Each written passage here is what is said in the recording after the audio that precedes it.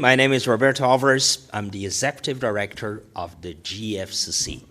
The GFCC stands for the Global Federation of Competitiveness Councils. I am delighted to be here today. We have a group of GFCC members coming from across the globe, and we'll be talking about the lessons from the GFCC Frame the Future series that we had in 2021 and that resulted in some very nice insights, ideas, and a report that I'll comment with you in a minute. So just for you to have a sense, the GFCC is a global multi-stakeholder organization. We have members that are corporations, universities, government agencies, private sector councils, and industry bodies. Altogether, we have a footprint today in 35 countries. And we have the 4 membership segments of our organization represented here today in this panel. We are proud to have the Council on Competitiveness of Greece as a member, the Delphi Economic Forum, Piraeus Bank, the ETEX Group as GFCC members here in Greece. And I will tell you more later, but in 2022, we'll have our Global Innovation Summit in Athens. Please, if you're here, feel invited for that. In 2021, we had a series of conversations, actually an effort involving our whole community that resulted in this. Frame the future. Guidelines and recommendations for future competitiveness. This has resulted from a work that involved people from 87 countries. And we have recommendations, a set of recommendations. We have 10 goals to advance future competitiveness here in this document. What we are doing here today is to talk about this content, what was generated, some of the priorities, some of the issues for competitiveness that arise in this series. We really had, and I'll share with you like 3 of the goals that we had. One of them was to triple the investment in R&D for clean tech. Maybe if you have seen the news, Germany just announced they're multiplying by 5 the deployment of clean tech capacity every year. But what we talked in 2021 was about R&D, because if we think only about clean tech, we need not just to deploy the technologies that are here, but to push down the line new technologies that are in the pipeline. Another goal that we set in this report was about the access to digital infrastructures, devices, and skills worldwide. And also to make the standard of the speed of innovation that we all seen during the pandemic. So, and we did that addressing the whole concept for the series was to address 5 future-defining features: innovation, sustainability, resilience, inclusiveness, and partnerships. And we are here today to talk about those and to talk about the how. How are we going to do that? So our discussion today is about the how. It's about the connections between the different segments and types of organizations that we have in the GFCC and national, local frameworks for innovation. I'll briefly comment about our speakers today, and then we get started. We have Eden Brecker. Eden is the Vice President and Head of Enterprise Strategy for Lockheed Martin Space. This is an amazing time for space as we're talking. Eden, thank you so much for being here. We have Chad Evans, my colleague and friend, Executive Vice President for U.S. Council on Competitiveness and the Treasurer of the GFCC. Chad leads, among several other things, the National Innovation Commission that the Council has in the United States, working with CEOs, university presidents, and other leaders. Joining us from Saudi Arabia, we have Ghada Aldaba. Ghada is the head of the Omnipreneurship Lab at the Aldaba Group, and she will talk among several other things about omnipreneurship. I think a lot of people may be curious, maybe some of our colleagues who are online, about what is omnipreneurship. Ghada also comes with a background in research and higher education, so great to have you here, Ghada. From Portugal, we have Miguel Marques. Miguel is a vice president, one of the vice presidents for the Catholic University of Portugal, an entrepreneurial GFCC University member. But also, in addition to that, Miguel has a variety of capacities. He's the vice chair of the board for Galp, the oil and gas company, and he has worked in finance across the globe. So great to have you, Miguel. And joining us from Malaysia, we have Mohammed Yusuf Sulaiman.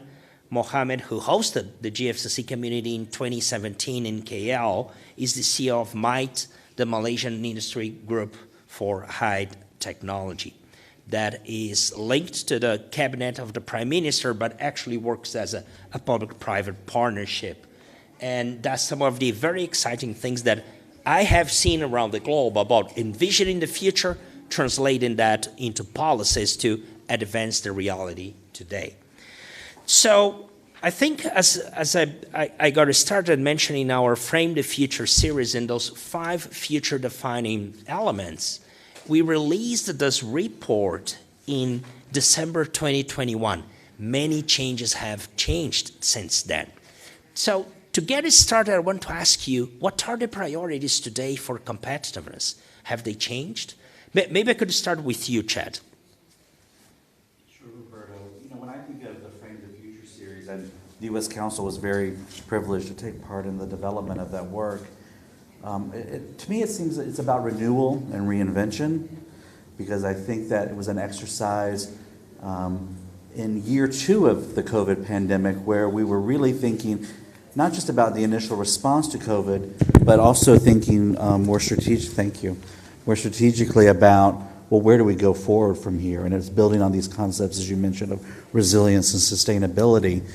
Coincidentally, or maybe not so coincidentally, my organization, the U.S. Council on Competitiveness, was also deep in thought around what would the future of the United States look like in a post-pandemic world. What does that even mean? But that questioning really actually came before COVID. The United States has been in a position of, I think, innovation strength. However, our members began to notice over the past decade several signs that gave an indication that perhaps there were areas where we could improve our innovation capacity and capability. I'll give you an example. When you look at the federal investment in U.S. research and development over time, we see a structural decline. When we look at the Sputnik age, the U.S. federal government was investing between 2.5 to 3% of GDP in basic R&D. Today, it's less than 0.7% of GDP. Why is that stat even important? Well, that's the seed corn. That basic R&D becomes the basis of the innovation and the deployment of and the value creation that we see in society. So that was just one little metric, but there were many others. And it built also on a history at the U.S. Council of thinking ahead to try to anticipate what would be needed to advance our long-term goal, which is productivity growth for the nation, inclusive prosperity for every American, and of course the success of our goods and services in the global marketplace. And when we thought about that, and what we have been really working on for the past decade and a half, maybe perhaps even longer, is an understanding of the role that innovation plays in that equation. And we began to see some troubling signs on that front as well, not just the basic R&D, but how we were deploying and creating value in the market. We also saw signs of structural decline in our overall productivity growth. Yet again, another signal that perhaps we needed to pay more attention to this innovation engine in our country. And so to do so, we created nearly 3 years ago a major effort that brings together more than 70 CEOs. And by CEOs, I mean, yes, from the corporate sector, but also from our university community, our national labs, and our labor unions, but also a broader stakeholder community of many hundreds of innovation leaders across the country to define a new innovation agenda for the country. This effort is ongoing. It's led by our current chairman, Brian Moynihan, the chairman and CEO of Bank of America, and a great board. But we've already produced a significant report. It came out in December 2020, similar to the reports with the GFCC. Our report is called Competing in the Next Economy, and that's really what it's about. How do you compete going forward? And we laid out a series of over 50 strategic recommendations, but they were all built around a common goal. How do we increase tenfold, so 1,000% increase, the speed at which we innovate, the number of innovations we deploy in the marketplace, and the number of Americans who are involved in our innovation engine. You know, our former vice chairman, Michael Crow, the president of Arizona State, he puts it better. If you look at the U.S. economy as a 300 million person football team, 200 million people are not on the field playing. They're locked out of that innovation economy, whether by choice, and also there are some barriers, and we can talk maybe a little bit more about those. But our goal with this report is to get everyone onto that innovation playing field and to really turbocharge our economy. And I can go deeper, but I would say that as we look forward with our commission, as we move into 2022 and 2023, we're entering a second phase. And I'll just highlight, and I'll end here, 4 areas where we will be emphasizing and where we think competitiveness is going in the United States for the next decade. First, I look at sustainability writ large. Yes, the challenges around climate mitigation, change mitigation, but also the sustainability of our communities. How do we actually grow, not just in Silicon Valley and Route 128 in Boston, but how do we turbocharge place-based innovation across the entire country? This is a major challenge, and it's linked to another area that we'll be investigating, the future of the worker and the workforce. Again, how do we anticipate change in the workforce? We've seen massive change in just 2 years because of COVID. How do we accelerate that change? But how do we also bring people along? And then, of course, we'll be looking at our DNA, the future of disruptive technologies and innovations, and what they will foretell for our future. So those are just some of the areas that we are going to be focusing on as a council, and I'd be happy to go deeper. Thank you, Chad. So if I were an economist, I'm a fallen engineer, right? Yeah. If I were an economist, I would think maybe there are various trade-offs among those things: sustainability, innovation, resilience. But what you have just outlined is that those things should go together. They're self-reinforcing. Yeah, they're not. It's not a trade-off. I think you're right that in fact, for us to be sustainable, we have to be sustainable in the most innovative and resilient way possible, and vice versa. So we do see those as 3 legs on a stool, and they really support the productivity and growth in our country. Yusuf, I want to turn to you. So over the years, things that MITE has been doing and the conversations that we're having in the GFCC, we heard a lot coming from you about innovation, science, sustainability, created infrastructures that are needed in your country. So how do you see this thing about the priorities for those things today? Thank you, Reto. It's an honor to be here and involved in these very exciting conversations. I think, first of all, it was a very interesting way of you displaying the report. But I remember that it's also important to remember is the process that we went through in making that report. And there were, I think, 1,000 participants from 60 countries and 30 members were involved. And it was very enriching experience.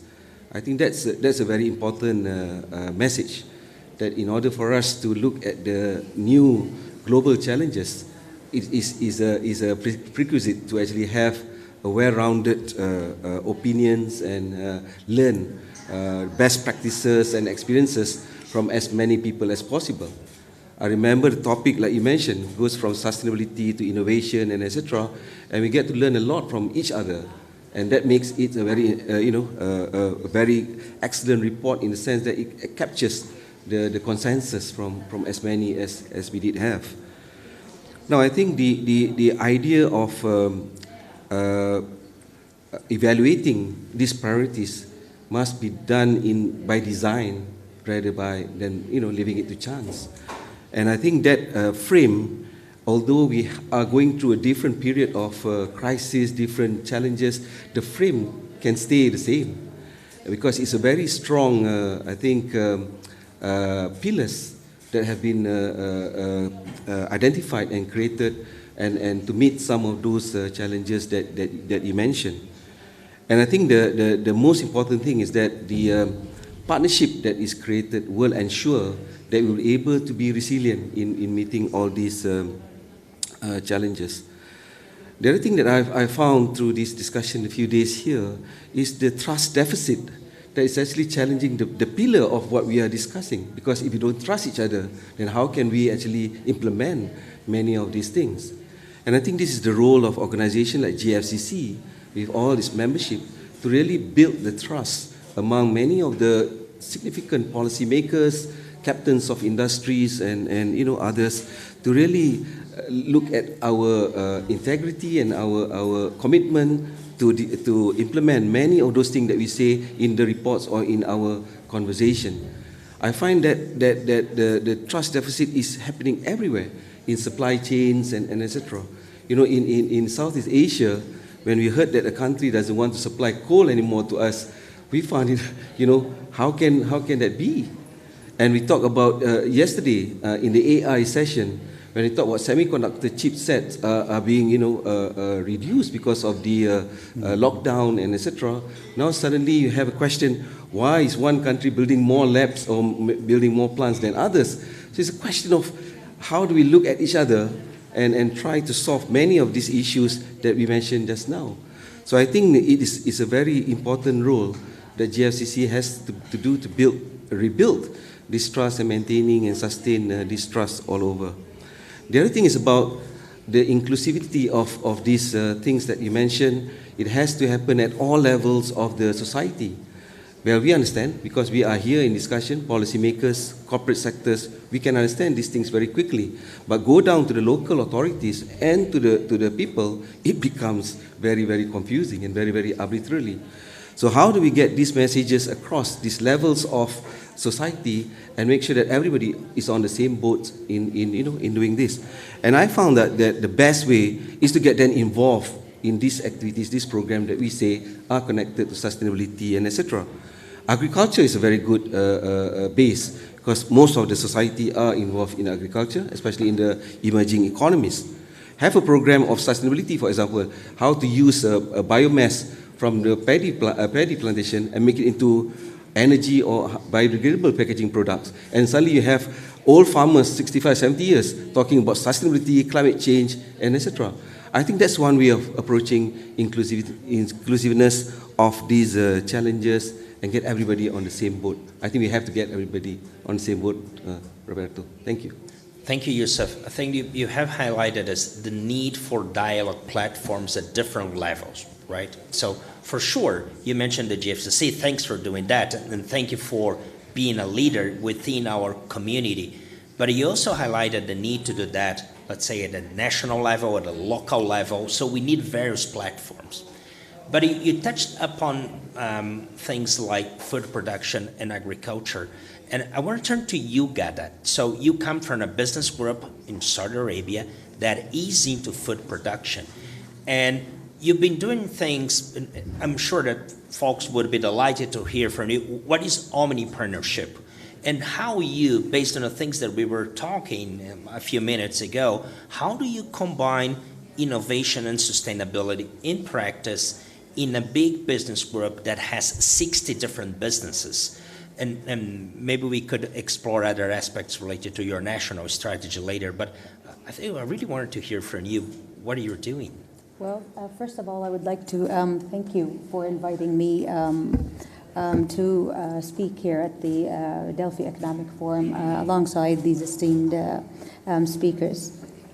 Yes, Al-Dabbagh Group is the holding group for 60 plus companies in different industries, but we started off in agriculture. And again, as Saudi Arabia is an emerging economy, we have to not just catch up, we aim to be leaders. And to do that, again, as you know, highlighted in your report, that again, innovation, sustainability, and is their key role for the advancement. Now, the Dabbagh Group is governed by the governed by the entrepreneurship leadership model, which is in principle has three basic principles. It has giving, which is the philanthropic philanthropy. And ADG dedicates for every dollar earning, we allocate $1 for giving. But however, to enable the giving for it to be sustained, it has to serve the initiatives that are dedicated for giving. They have to serve and give value to the business so that we could ensure its sustainability, that we continue on giving. Earning is, again, operating the business to sustainably earn and to enable us to give to the community. Sustainability is actually one of the things that we've actually been doing even before the UN, the SDGs created by the UN. And again, it's tightly linked, as is giving, tightly linked in the earning model, at ADG, where the initiatives, the sustainability led initiatives, they must add value to the business. And so they're not CSR activities, but they must add value to the business. And of course, at the same time, of course, preserve and reduce the effects the business could have on the environment, on people and customers and employees. So we've been, again, one of the first businesses, our first business is a poultry farm. And again, innovation for us and sustainability goes hand in hand, and earning, so they're all interrelated. When we evaluated the value chain for Tenmia, which is the business, we found out that most of the expenditures that were spent, they were spent on importing wooden shavings to reduce the humidity and reduce infections and absorb humidity. And we were paying a lot of money to get rid of the biological waste, the poultry waste from water and manure. So they came up with the idea of treating the waste, okay, and planting trees and fertilizing the trees. So we planted 100,000 trees. We used the treated waste to fertilize the trees, and then once they grew, we used that as the wooden shavings. Again, we were spending more than, so we created a circular economy. So rather than we were spending about maybe 24 million just to get rid of the waste, now we're producing, we're generating revenue, in excess of 34 just from the savings from that. So again, I think having the entrepreneurship model embeds sustainability as the way the business runs. And of course, creatively, to do this, it requires a bit of creativity and thoughtfulness to do that. And we managed through these planting these trees, we managed actually to reduce the temperature in that area by 4 degrees. We cleaned the air, in that we have better quality air. Actually, Riyadh, where these trees were planted, they're one of the most polluted areas in Riyadh, in Saudi. So again, planting these trees, they had a high impact on the environment. So yes, and innovation. And for us as ADG, I mean my lab, which is the Omnipreneurship Lab, which is responsible basically to head innovation and transformation. And with the pandemic, it actually worked as a catalyst and that accelerated both transformation and innovation. And the pandemic actually made it easier for people to recognize that innovation is no longer, it's a must-have, and it's a skill, one of the survival skills required by current leaderships. However, for the sustainable innovation, we must commit. The top leadership must commit for long-term activities. So again, I think the issue here, another factor that is equally important, is to create an ecosystem where we bring together government, businesses, universities, and people.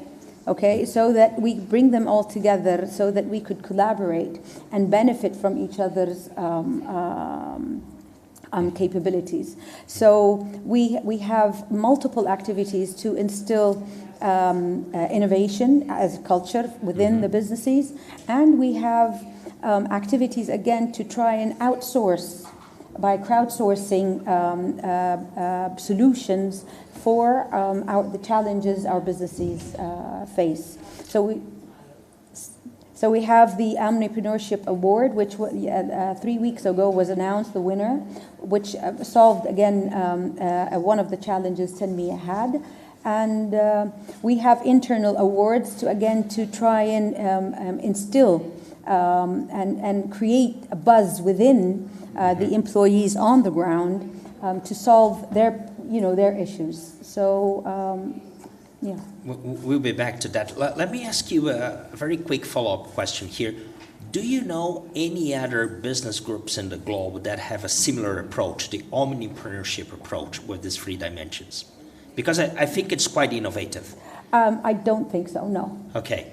Yeah. And I think that the example that you gave about the circular economy, it's very much in line to what Yusuf has said about design, because it's really about reimagining systems, Correct. right, and redesigning systems. I wanted to shift a bit the conversation and turn to you, Miguel, because as Gada was saying, an important part of this, it's about people. You are a university leader and an entrepreneurial university. So what's your take on advancing these goals coming from the academia? Thank you, Roberto. First, let me say how happy I am to be here. Thank you for the invitation to the GFCC, this wonderful place, magic place. The university has a responsibility indeed, not only in forming people to be valuable citizens in society, but also in research, and also as institutions that have to play a responsible role. When it comes to education, universities and, for that matter, also institutions of higher education are at the most advanced level of educating and training people. We have a responsibility to look into the future and try to find out what would be the jobs of the future. What can we do today, and what resources can we or should we deploy today in order to anticipate what would be the society of the future and what would be the role of people and professionals in the future. According to the World Economic Forum, and this is a favorite quotation for me, according to the World Economic Forum, 65% of children starting school today will work in jobs that do not exist today. So what would be the jobs of the future? We could ask by, we could start by thinking about how technology changes the jobs of the future. And we know that technology is overwhelming, and it's accelerating, and we could tell a lot of technologies from augmented virtual reality to genomics to artificial intelligence and so on and so forth that will change the way people work and interact among themselves. But we also could ask today employers, what do they seek today when they hire people at the managerial level and at a technical level? And the answer we give, and I'm referring to a study conducted recently by the Financial Times called the Professional Gap Survey. And according to this survey, to this study, employers seek, in the first place, soft skills. And soft skills, this does not mean that universities do not have to prepare people for hard skills. Hard skills are the basis, and then on top of the hard skills, you have the soft skills. So employers would not consider a candidate if he or she does not have strong hard skills, technical knowledge. But then what differentiates people is the soft skills they may bring to a job. The jobs of the future will be very different from today. Today we see careers in sectors or in companies. We are moving to looser connections with organizations, and we are moving towards portfolio careers. People have to bring their own skills on demand and build a career in different roles across a long-spanning life. We're talking today about 60-year-plus careers. According to the latest estimates, children that were born in the beginning of this century have a 50% chance to live until they are 100 years of age. And that really expands the working life of someone. So lifelong education is yet another responsibility on the part of the institutions of higher education, not only to prepare youngsters for the future, but updating those that studied in the past into looking forward and having a role as professionals in society.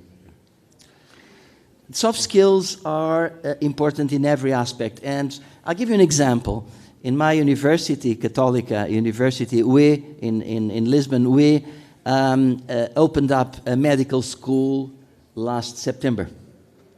And this medical school is equipped with the latest technology, whatever it is intended to form a doctor, not only in terms of human capacity, the teaching staff, but also the equipment.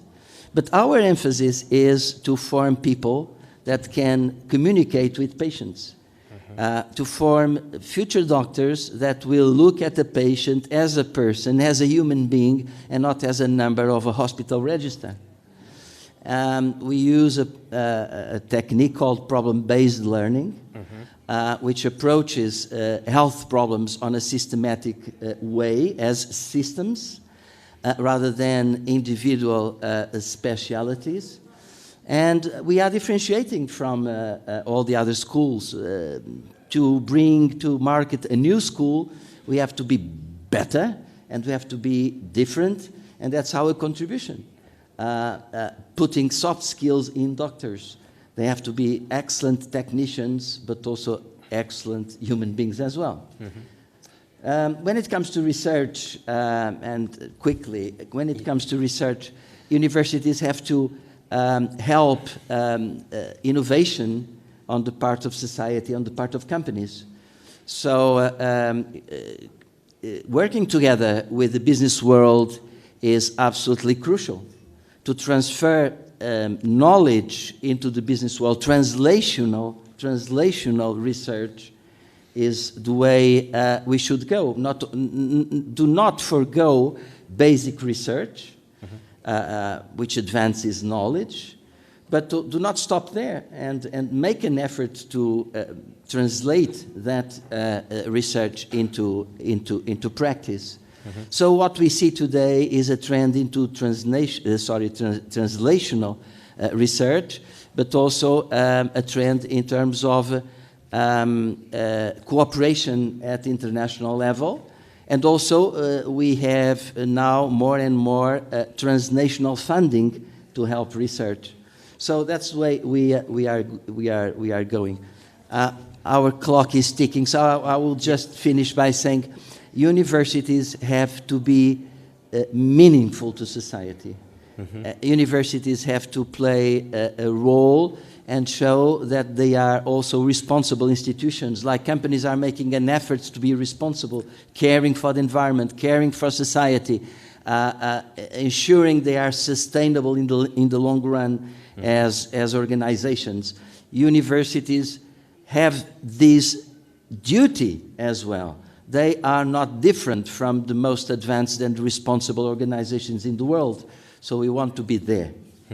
Miguel, I think that you mentioned two things here that are very important. On the one hand, you mentioned the need for universities to be meaningful and redesign the way they operate. But you also gave an example, and here's the second part, about something that was changed in Portugal. You changed the legislation. You had to redesign the legal frameworks in your country to allow the implementation of a new school. We're not going into that now, but if you could think a bit, because I think it's important, we're talking about design, rethinking systems. Context and environment is crucial, right, Roberto? So we'll be back to that. But Adam, I want to turn to you. Lockheed Martin is a massive consumer of talent, especially technical talent, right? It's a massive engineering company. As a fallen engineer, I feel very excited about it, right? So how do you see these issues from your corporate perspective and things related to talent, for instance, but the whole connecting that with innovation, sustainability, and company sustainability? Yeah, thank you, and thank you for having us here. I have the difficult challenge of making great points now after all my colleagues have made some excellent points. I think for Lockheed Martin, we invest hundreds of millions, if not billions of dollars a year in innovation and research and development, really pushing the forefront on taking elements into space, sustaining human life, and we really draw on universities to deliver us trained engineers, people who are both technically capable but also strategic thinkers and thinking about the cutting edge technology. But I think much of what Miguel was saying resonates with me. We are looking at that framework and we are saying, do we need to try something different? Do we need to bring in people earlier in their careers with less education, with certain amounts of training, and only to go back and get more micro certifications, either through a university or through ourselves, both engineers and technicians. And I'd be remiss if I didn't mention, when we think of Greece, when we think of Saudi Arabia, we think of countries to whom we consider major partners in what we do and what we deliver to a nation. We are really looking for partnership. We're looking for industrial participation to not just deliver a product, but to leave technology and innovation in the country in which we are operating. So I think all that resonates with how we think about the challenge. Well, one thing about, let's say, the digital world we are all living in today is, how do you see from your perspective the possibility to leverage digital technologies to tap on talent pools around the globe today. Yeah, absolutely. And to my earlier point, I think our global customers are asking for more and more partnership as opposed to just delivering a product. Building digital twins of a product, building innovation centers where we can bring in talented people, train them, and have them teach us something that we didn't think about before, right? We've been in Greece for 75 years. Certainly the world has changed in those 75 years, and all the ideas aren't necessarily, the best ideas aren't necessarily coming from us. So I think that digital fabric, that digital framework allows us to communicate obviously across the globe. It also allows the best ideas to move forward into products that might carry someone to the moon, carry someone to Mars. Yeah. So, Yusuf, I want to get back to you about innovation ecosystems, right? Because one of the things that you are doing in Malaysia is changing the way you approach R&D, new funding projects, and going away from traditional verticals or sectors and going more into let's say, a systemic approach. Could you explain very quickly about that? I think what we found in Malaysia is that innovation tend to concentrate on a particular state or a particular region. So in the case of the electronics and electrical industries in Penang, everybody knows Penang, but the same does not go for the other parts of Malaysia. So we look at the ecosystem that Penang has built and found that you could actually develop those in other parts of the country. So you look at the whole ecosystem of having sufficient presence of multinational companies, huge companies, whether it's local or foreign. You look at the institutions of higher learning that supports the innovation and etc. And then you have all those things being connected and have also connection between one hub or cluster with others. Because you find that sectoral are becoming more and more ambiguous. It's more of thematic. We talk about yesterday place-based innovation.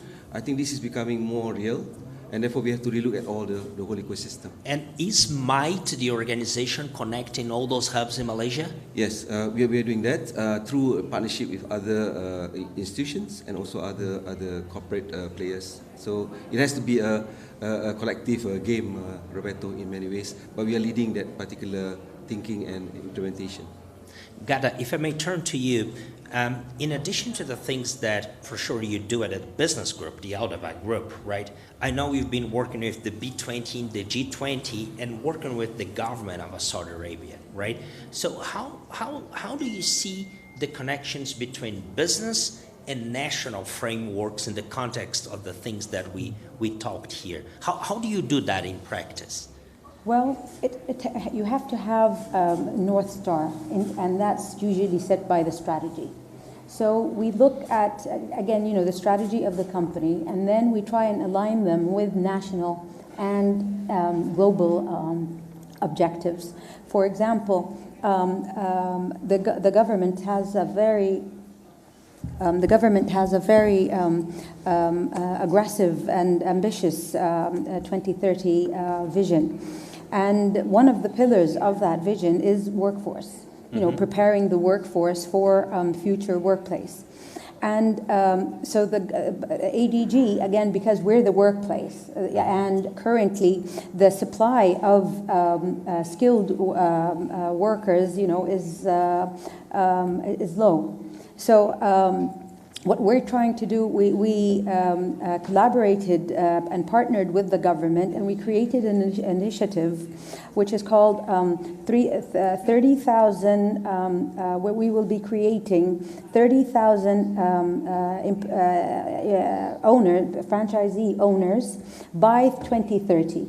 And we've done that. The plan is that we've chosen 5 of our flagship businesses, where we're going to be training them. We created the Omnipreneurship Academy, where we're going to be training them and preparing them with the skill sets required to manage these stores. So that, you know, that's that. And on a global scene, we would, you know, we have activities with NGOs, for example, Philanthropy University, which is one of our giving arms. And we partner with them so that instead of just donating money, we partnered with Berkeley House, and we created a curriculum that the NGOs who are working on the ground with impoverished people can use. Yes, and they, exactly, so that they could improve the way, you know, their lives. And we're happy to actually say that we managed to improve the quality of life of 200 million people through just these collaborations. That's amazing. Yes. So it's for partnerships. Correct. I got it. I understand. Chad, I want to turn to you. I think, again, thinking about rethinking systems, I mentioned the example of the Catholic University in Portugal in changing national legislation. There are lots of changes taking place in the United States these days related to innovation. Could you maybe comment a bit between the connections between those and your work with the National Commission? Sure. Well, it's a moment of generational transformation in the United States. I can't really underemphasize the amount of potential change that's happening. It is very similar, but even expanded upon the type of change we saw in the early 2000s with a major piece of legislation called the America Competes Act, which in the mid-2000s really tried to rebalance our R&D portfolio and several other major goals, and had quite a bit of success across multiple administrations, different parties. But we're at a moment now where literally today, members of Congress are in conference debating and trying to push a massive piece of legislation. It's on the Senate side, it's called USICA, the U.S. Innovation and Competition Act. On the House side, it's also called the America Competes Act. Trying to bring that together into a massive legislative vehicle that will do many incredible things. For example, completely transform our National Science Foundation. Our National Science Foundation, globally, first class, will be different if this legislation passes. It will have a new directorate, the first in 30 years, on technology, innovation, and partnerships, explicitly with the goal of creating greater place-based innovation across the United States, seeding dozens, if not more, quantum institutes, artificial intelligence institutes. But really the goal is to deploy innovation across society. And that's just one effort. This legislation will do many other things, very consistent with the recommendations of our Competing in the Next Economy report, which I think did inform legislators as they were creating those vehicles. So we're very proud of that at the Council. And we're working deeply with leadership both on the Democrats and the Republican side, House and Senate, but also with our White House to ensure that this generational moment does not pass us. I think what you leave here is a fundamental message, Chad. If the global leader in innovation in the United States is redesigning the system that's behind that, this is something that should be a priority for everybody, right?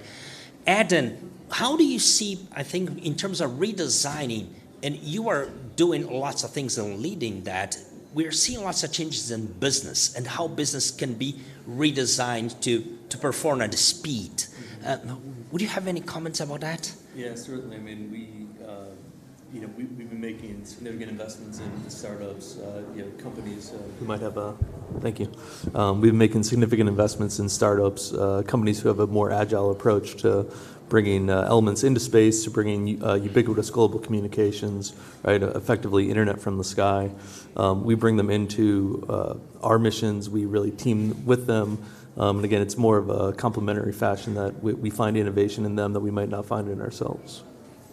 Miguel, we have 1 minute. I'll give you 30 seconds. How can, let's say, how can this whole complexity be processed, not just by universities, but by corporations? If you had one recommendation. Well, considering that corporations have a governance, and that governance resides basically in the board of directors, we have to look into the relationship between the executive committee or the executive, all the executives in the company with the board.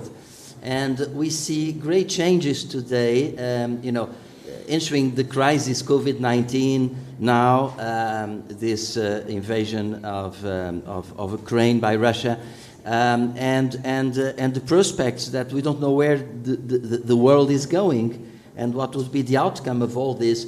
So the responsibilities of the board are to look into this and to ask for stress tests, ask for contingency planning, try to envisage what would be the consequences of a total disruption in physical flows, in investments. Companies are now being stressed. The whole society is being stressed by energy and the costs of energy. How does that impact on companies? Mm-hmm. So what we see today is a higher concentration on risk assessment on the part of boards, also a higher engagement on the part of the CEO, on the non-executive members of the board. So higher unity, better clarity, and a great attention on deployment of resources and preparing for what's coming, and what's coming may be ugly. Thank you. I've learned two things from this conversation. One is that the 5 things that we have laid out and outlined through the Frame the Future series, innovation, sustainability, resilience, inclusion, and partnerships, they still hold, and they're even more important. And as Chad said, they're self-reinforcing. And the second thing is that we need to redesign systems across the board, at the corporate level, at the governance level of corporations, any universities, national policy, and national innovations that are driving those agendas. Thank you so much for being part of the GFCC. Thank you so much for being here and joining us.